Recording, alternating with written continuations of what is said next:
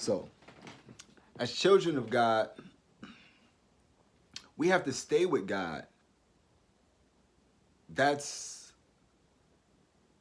that's the most important part about it is staying with God. And God told me one time that I stayed I stayed with him. I stayed with him. And I asked God, what do you mean? And God showed me a time when my father was sick. My father suffered from AIDS. HIV. He died from AIDS, but he suffered from HIV.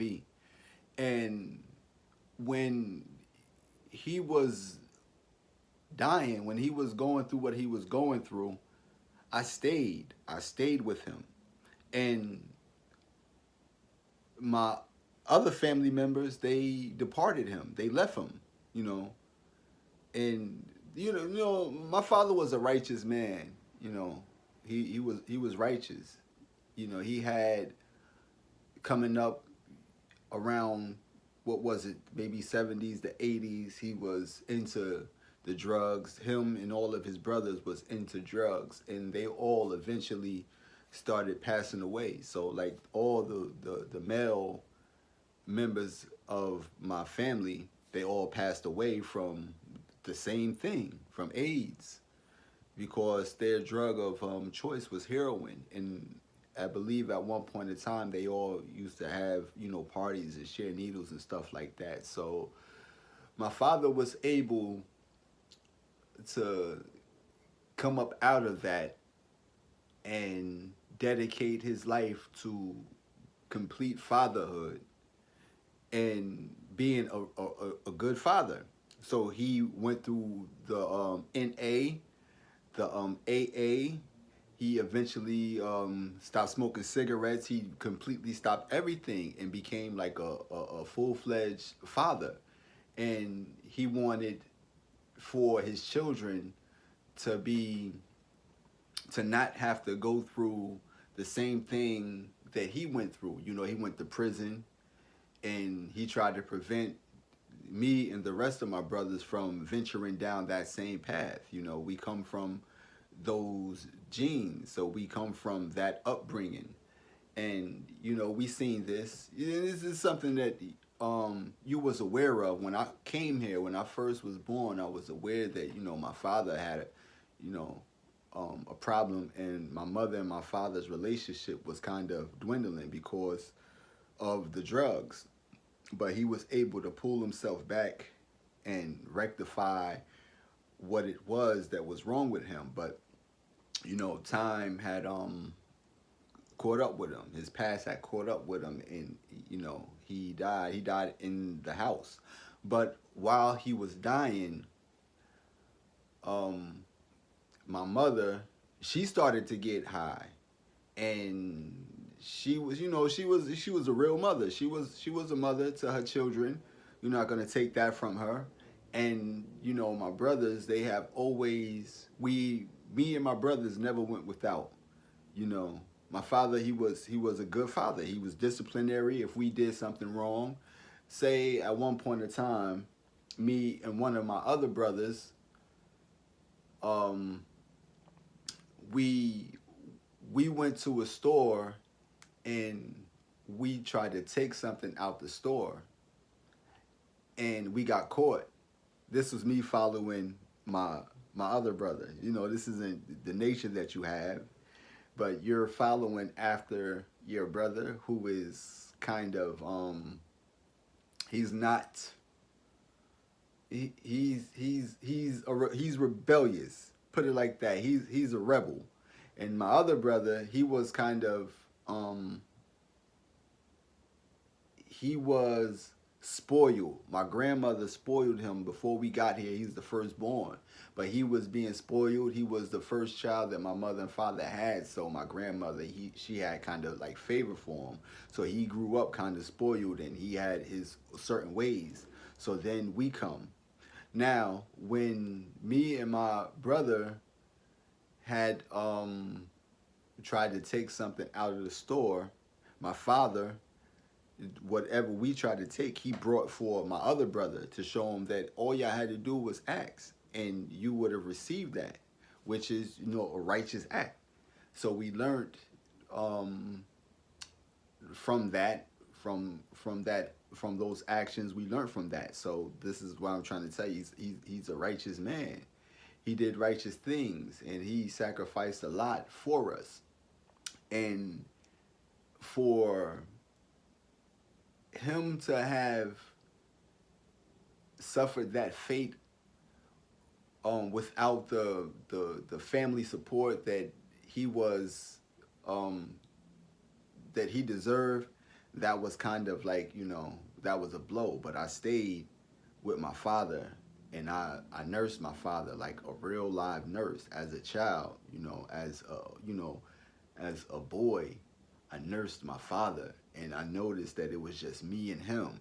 And my mother, she was a nurse herself. She was a nurse, but she was never home. And my other brother, my older brother, the firstborn, he was never home. It was just me and him. The house was quiet. It was I cooked for him, and I took care of him.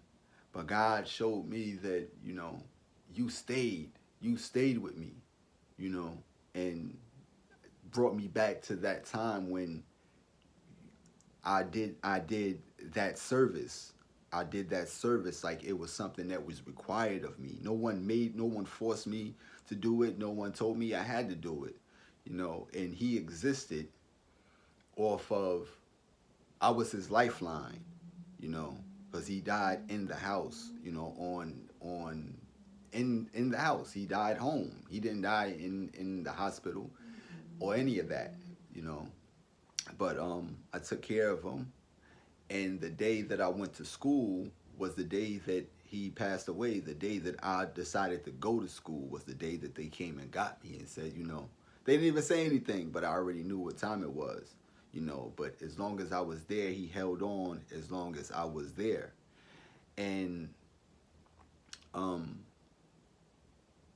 that's why I always specify that everybody that's a child of God isn't that, what I mean? You can say that, but your actions speak louder than your words.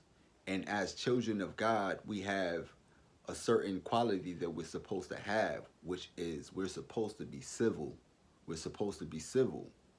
And we can get into what it means to be civil. And this is what God creates. God creates civilization.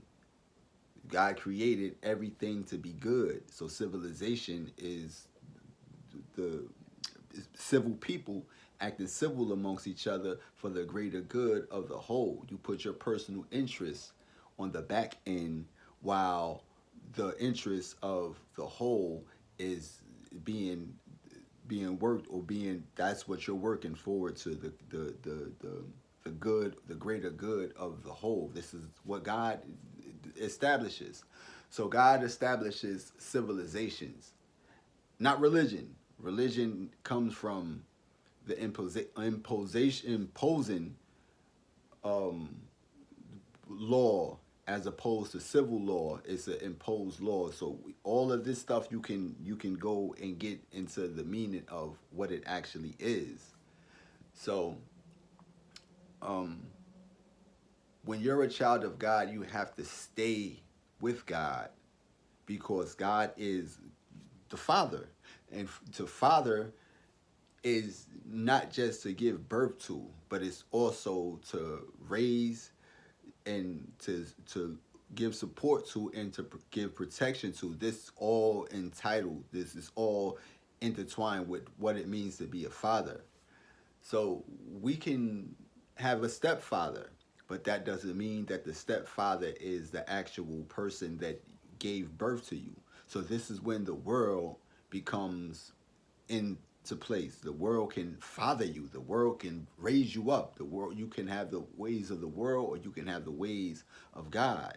And like I said, the ways of God is for you to be civil.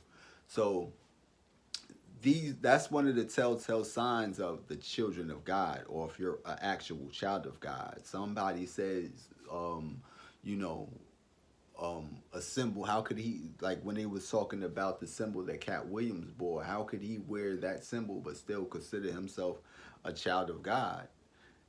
The signs and symbols mean nothing to God.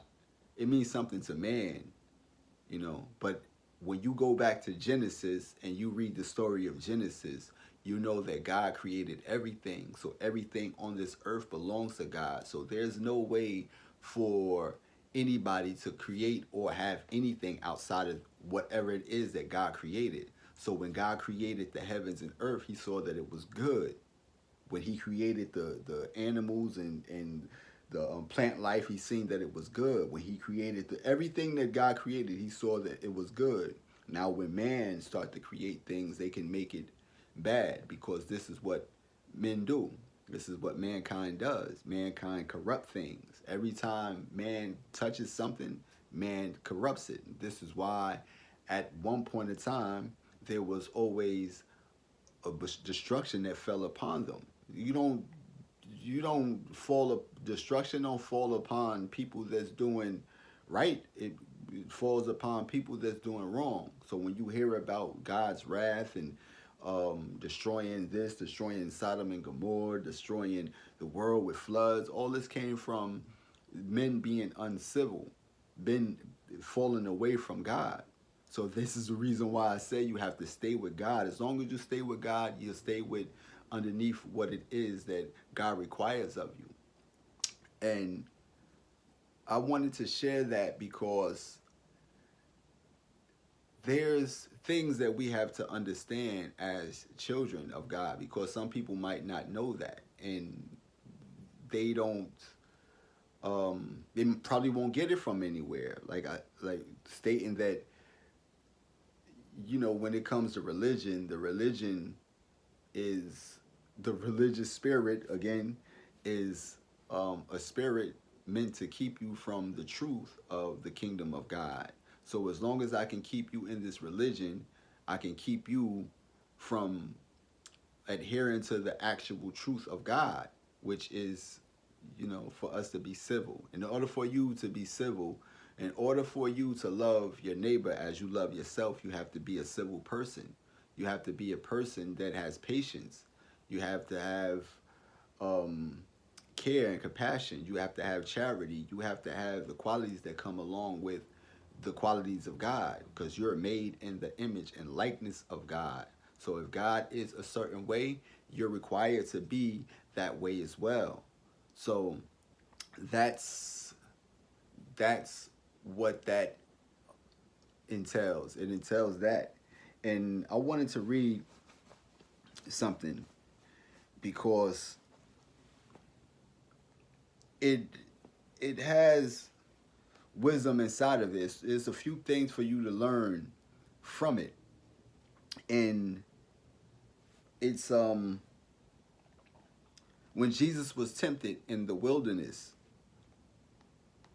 this goes into how you stay with God. Jesus is tempted in the wilderness. This is Matthew chapter 4, verse 1 through 11. Then Jesus was led by the Spirit into the wilderness to be tempted by the devil. After fasting 40 days and 40 nights, he was hungry. The tempter came to him and said, "If you are the Son of God, tell these stones to become bread." Jesus answered, "It is written, man shall not live by bread alone, but on every word that comes from the mouth of God."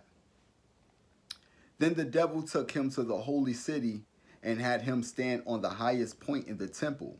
"If you are the Son of God," he said, "throw yourself down, for it is written, he will command his angels concerning you, and they will lift you into their hands, so that you will not strike the foot against a stone." And Jesus answered him, "It is also written, do not put the Lord your God to the test." Again, the devil took him to a very high mountain and showed him all the kingdoms of the world and their splendor.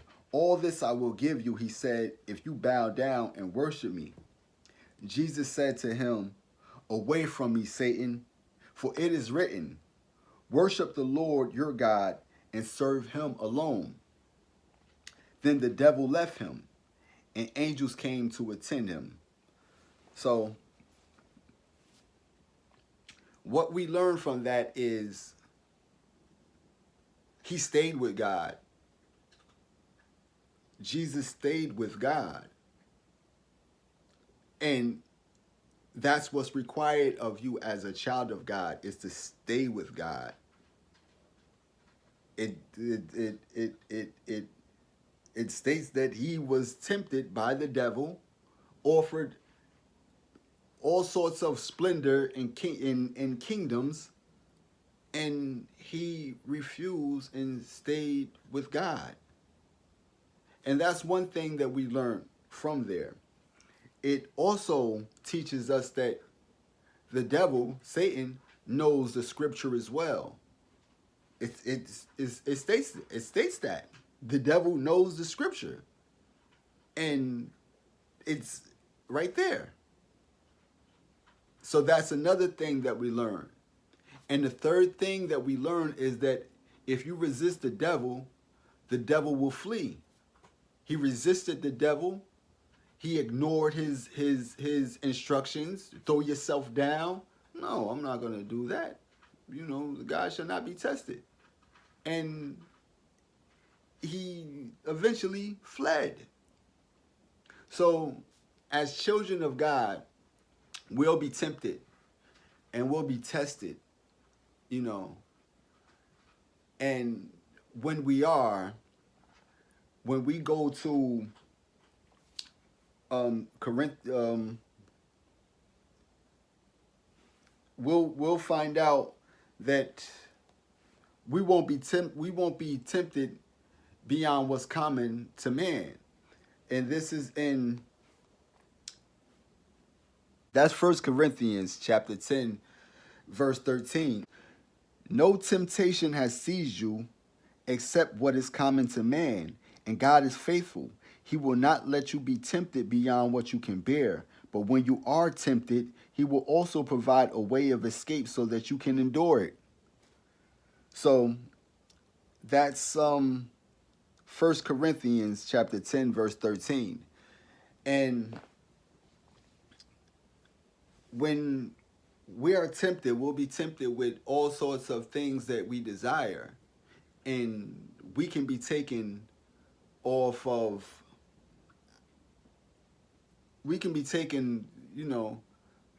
off of our association with God and be led astray by whatever it is that our heart desire. But it states that no temptation will take you that's except what is common to man. And when it does present itself to you, God will always provide a way of escape. But some people, we give in to temptation and we separate or sever our ties with God. And by doing so, we fall short of grace. We fall short of God's grace, where it states that my grace is sufficient for you. God's grace is sufficient for you. You need anything else outside of the grace that I bestowed upon you. So, you know, what I've learned recently, you know, is that I just explained what my father went through. And, you know, this was years ago. Maybe what am I? 2015, maybe 20, maybe close to 30 years ago, my father passed away. And that was 30 something years ago. You know, I was 15 and my father passed away at the time. And fast forward to 2024, I ran into something that I didn't need to see. I seen that my brother actually wished that and prayed that for my father. You know, I seen that my brother wished and prayed that for my father, and that hurted me. That that that had that affected me by just seeing that. I seen he had my phone and he was arguing with his girlfriend, and he told her, you know, he prayed that that would happen to my father, and it did, and he was going to do the same thing for her. And at that moment, I became I'm not gonna lie, I became disgusted, you know, with him, and I told my mother that I was gonna cut him off. You know, this is why, you know, the secret things belong to God, and whatever we put out, that belongs to us. He put that out for me to see. I would have never known that if he had never put that out, but I've seen that, and it affected me. It had a you know, an effect on how I felt, you know, and I didn't need to see that, but I did. Like I told you, my father was a good father, man. He was good. We never went without. Um, he tried to prevent us from going down the path that he went through. He was stern at times, but he was overall loving.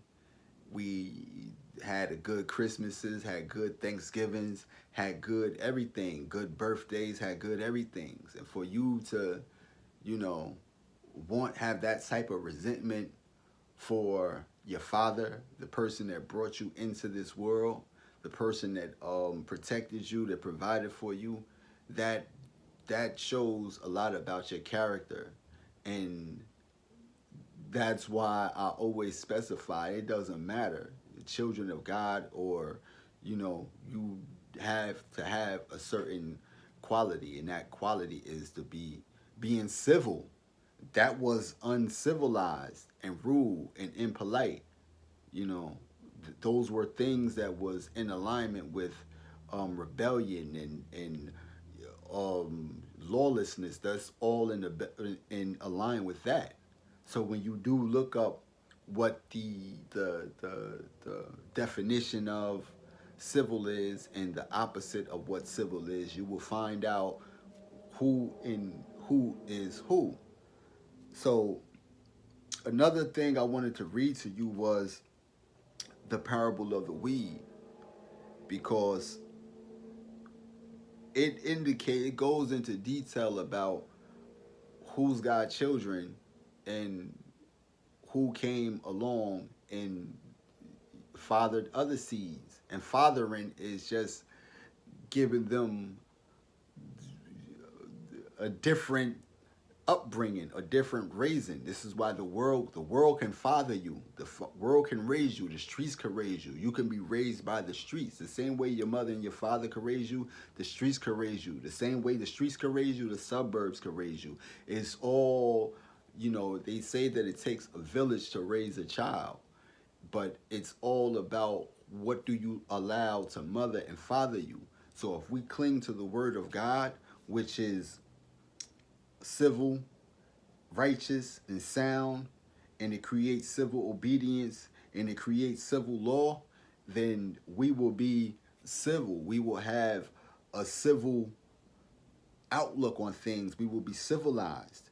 And civilized, being civil, is one of the characteristics of what God is. God is not an unjust God. God is civil. God is righteous. All these things are synonymous to each other.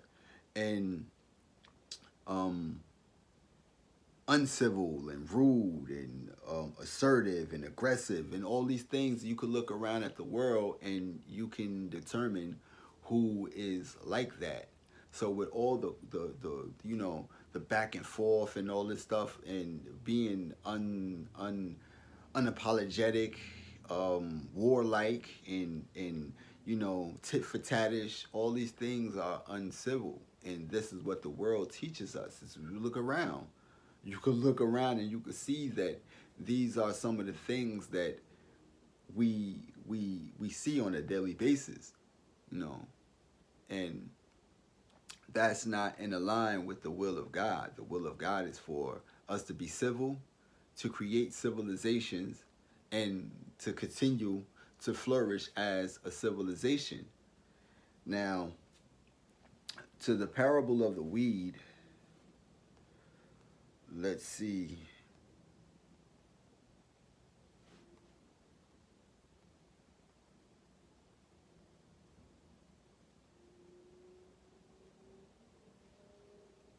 Where I have it.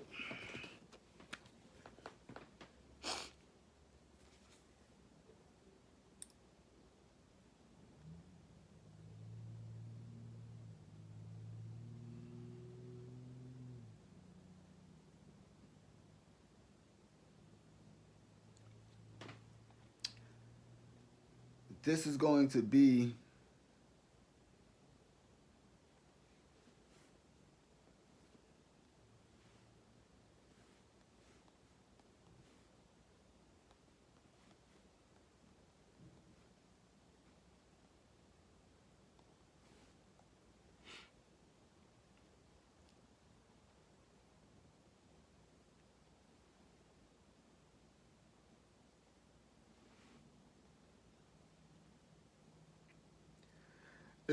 Matthew chapter 13, verse 24 through 43. Jesus told them another parable. The kingdom of heaven is like a man who sowed good seed in his field. But while everyone was sleeping, his enemy came and sowed weeds among the wheat and went away. When the wheat sprouted and formed heads, then the weeds also appeared. The owner's servant came to him and said, "Sir, didn't you sow good seed in your field? Where then did the weeds come from?" "An enemy did this," he replied. The servants asked him, "Do you want us to go and pull them up?" "No," he answered, "because while you are pulling the weeds, you may uproot the wheat with them. Let both grow together until the harvest. At that time, I will tell the harvester, first collect the weeds and tie them in bundles to be burnt, and then gather the wheat and bring them into my barn." So that's what the kingdom of heaven is like. There's seeds that were sown by God, and then the enemy came along and planted their seeds amongst the seeds that God planted amongst the wheat, and they grew into weeds. So we grow up together. The civil and the uncivilized grow up together. And the civil creates, civilization, and the uncivilized destroy civilizations. It's the duty of the civil to be civil and to create more civil. And it's the duty of the uncivilized to destroy civilizations and to destroy the civil and to create more uncivil.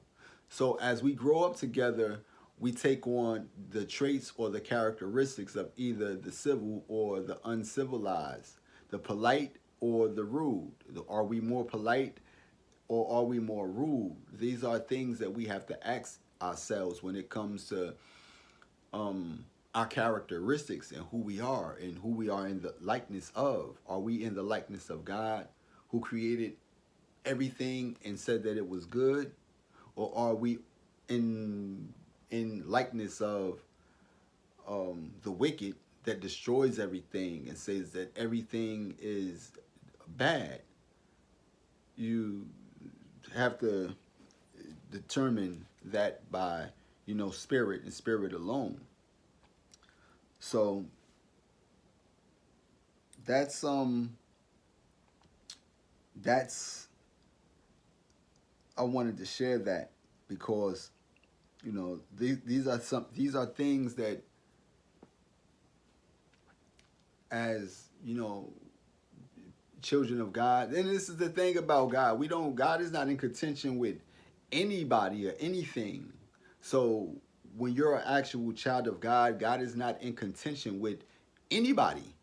You know your father. If your father was good and you had and a stepfather came, you don't say, um, "Your, my better father." That's still my father. So we don't place anything above God.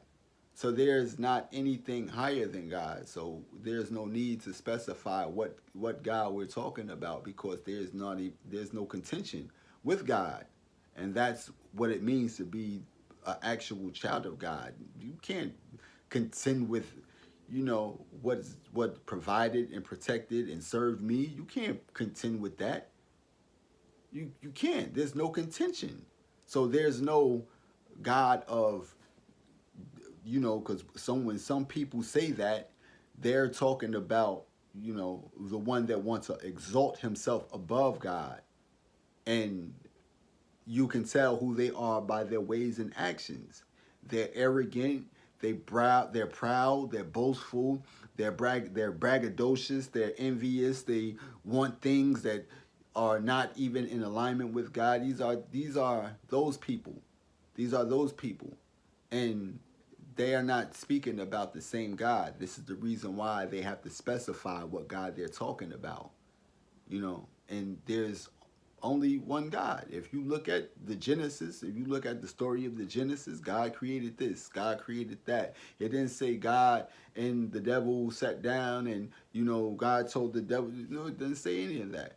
God created this and God seen that it was good. God seen that and seen that God made that and seen that it was good. God made everything. So there's no association or any kind of partnership with God. So that's what we have to understand as children of God. And I just wanted to share that because I see that it needed to be shared. And just to elaborate a little bit more um, on that is that you know the devil wants to exalt himself. That's going to be Second Thessalonians chapter 2, concerning the coming of our Lord Jesus Christ and our being gathered to him. We ask you, brothers and sisters, not to become easily unsettled or alarmed by the teachings alleged from us, whether by a prophecy or by word of mouth or by letter, asserting that the day of the Lord has already come. Don't let anyone deceive you in any way, for that day will not come until the rebellion occurs and the man of lawlessness is revealed, the man doomed to destruction. He will oppose and will exalt himself over everything that is called God or is worship, so that he sets himself up in the God's temple, proclaiming himself to be God. So that's what I wanted to share, is that, as these times are being revealed, things are being revealed at this time, you're going to find out that there's gods claiming to be gods and exalt themselves higher than gods. And people will be deceived and call them the God that's higher than other gods. So this is why the children of God are not in contention with anything, because we know God and we hear and we heed to God. We know God. We know when God speaks to us. We know what's from God and we know what's not from God. So I just wanted to share and elaborate on that, because as a child as someone that knows that they come from God, God told me, you stayed and showed me why I stayed and when I stayed and what that the significance of that is. I'm talking about every day. Every day I stayed in the house with my father while he was sick, nursing him, nursing somebody that nursed me, nursing somebody that protected me, protecting somebody that protected me. I stayed in there, serving somebody that served me. I stayed in there. And I notice I'm not. You're not. You're not being deceptive or deceitful or being somebody that's being wicked and saying aha y'all didn't. You're not doing that. You're giving the actual truth of the matter. These are people that do not understand where they erred at when it came to their duty to stay with somebody, to stay with somebody. This is something that you sign up for as a husband and wife through sickness, through health. You sign up to stay with this person. You know, you sign up to stay with them. You did not carry out your your your duty that you swore an oath under God to love and cherish through thickness and through sickness and health. You did not uphold that. And to to add more to that, my father left us insurance policy, and in return of that, you took that and gave that to a completely different man who then left you, and then left you, but you used it because I had a friend. I had a friend, and his name was Milk. His name was Milk, short for Milton Brown. He was from South Carolina, from Conway, South Carolina, or Conley, South Carolina. I don't know. But right after my father died, my mother had got into a relationship with him, and my friend was telling me that his father was wrong. He's taken from your mother. He told me this personally. He's taken from her. My father is grimy, like he grimy, bruh. You know what I mean? My father is grimy. He told me this. This is something that he told me, you know, from his own mouth. You know what I mean? His father was in the church, and um he was still from the church. Like people from the church would be like, "Yo, what's going on? Stuff is missing," because his father was getting high as well.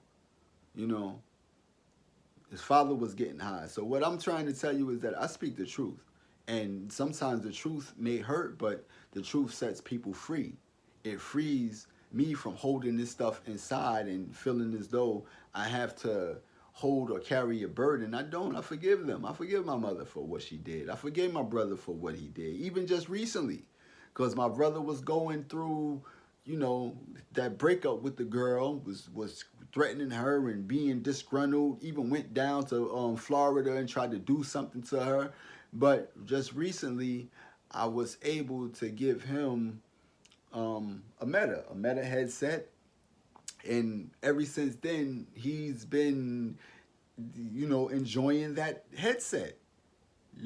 So you just because you may discuss certain things, it doesn't mean that you're holding any kind of resentment or harboring um any kind of animosity or hate towards them. I told my mother what I told her, and she said, "Don't do that. Your brother needs you." So I didn't do it, because I was just not going to associate myself with him at all, because already it's already him being part of the gang stalking program, and my mother even being a part of the gang stalking program, and sending people into my life. It's all that stuff. It doesn't bother me because I'm a child of God.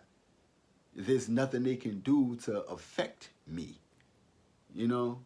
And I know their tactics, I know how they work.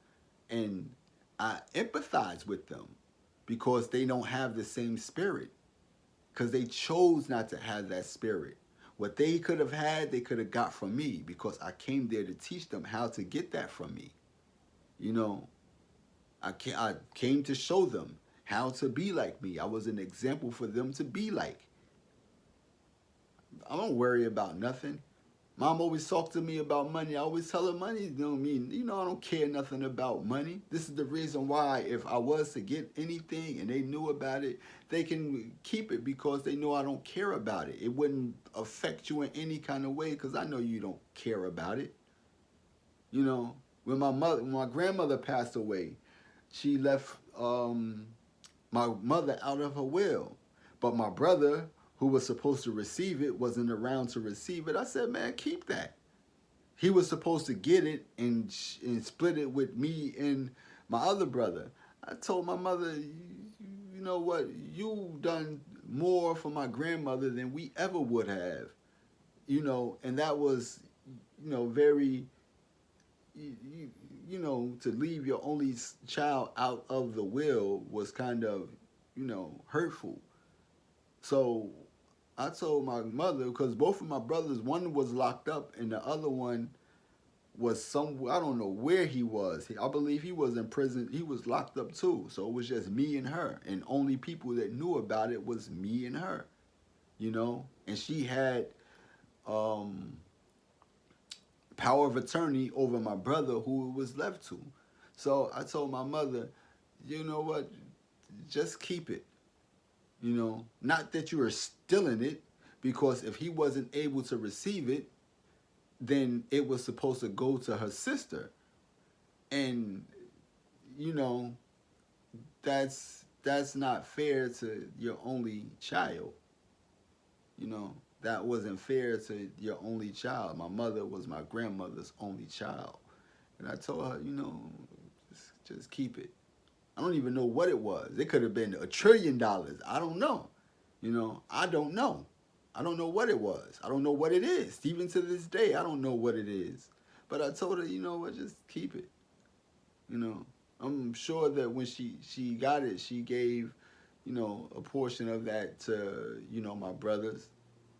But yeah, when you're a child, it's not contingent upon what you receive. It's contingent upon what you don't receive, and you don't receive a certain spirit that the world will impose on you, because you stay with God and you reject the temptations of the devil, like Jesus did when he was tempted. So we always have to be mindful of what we're tempted by and what we are actually um, giving ourselves to. Because I was even tempted, you resist the devil and they flee. The same people, they came to me, sent me dozens of friends, and people that made my Facebook look like it was huge, and they stayed in my circle just trying to tempt me and kept tempting me and kept trying to tempt me. I kept refusing. I kept refusing. I kept refusing, and eventually they fled. The guy that was on there online, hey, you sign up, you join with us, then such and such just got their money. Look at all this money I have. You want this money? And just kept, resisting. I don't want. Nah, you can't get me to say, okay, where do I sign up at? You can't get me. So he eventually fled. He's not in my face. I didn't delete him. I didn't delete him. He's just not there no more. And the people that was sent every single day, it would just my friend list would just dwindle. It would just dwindle. 800, 798, 777, 776. Every single day, every day it would just dwindle. So when you resist the devil flees, and that was the devil. That was the devil. That was the devil. Because whatever, no one gives away free money. Something comes along with that. So I was able to say, you know what? I'm just going to ignore him. You know what? I'm going to ignore him. Whatever he got going, whatever they got going on, that's them. I'm staying with God. And the same way that Christ stays with God, is give you an example of how to stay with God. That's how you have to stay with God. You will be tempted by the devil. You will be offered everything, but stay with God. The reward is greater. The reward is greater. So I just wanted to share that with y'all, because there's people that still have a misconception of what it means to be a child of God, and think that, your relationship with God is contingent upon a symbol, like maybe a cross, or maybe um, a star, or something like that. Is That's what your relationship is dependent upon, and it's not. It's dependent upon the spirit, and the spirit is um, you have to be civil. And what does it mean to be civil? Let's let's go. I said let's go.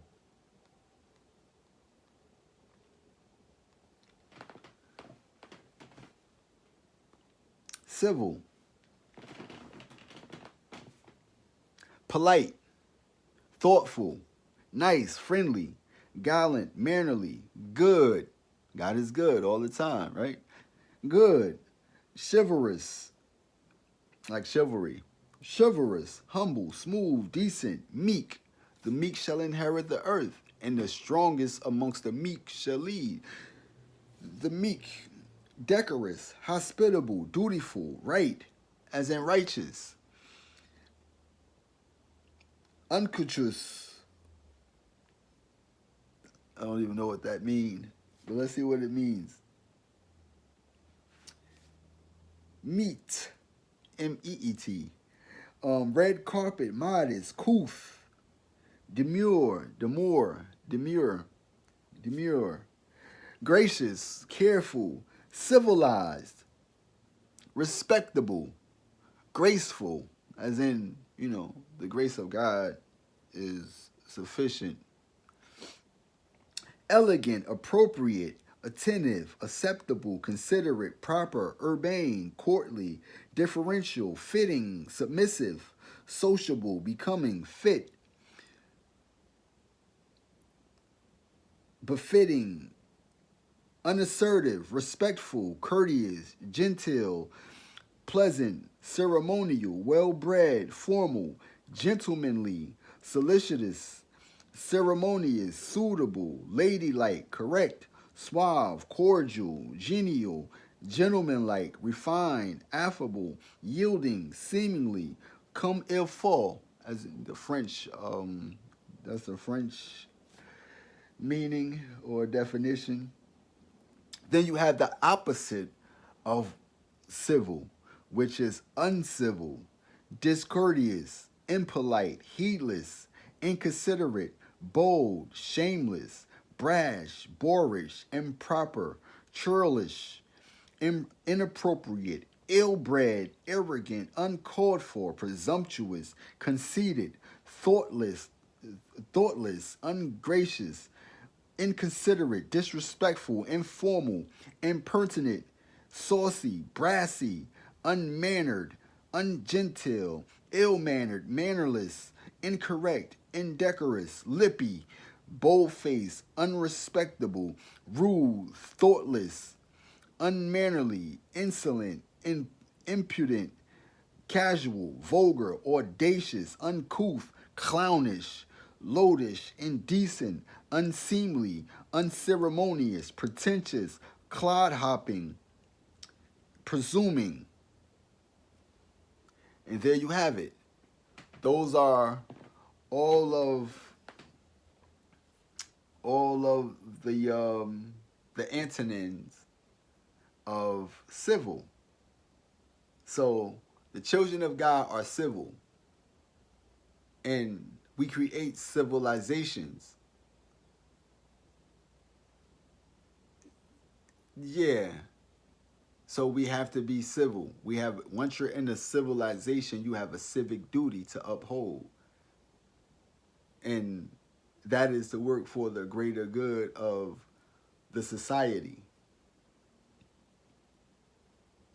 So I wanted to share that with y'all because um, if you're not being civil and working towards the greater good of a society, then, as children of God, we might have the wrong, father.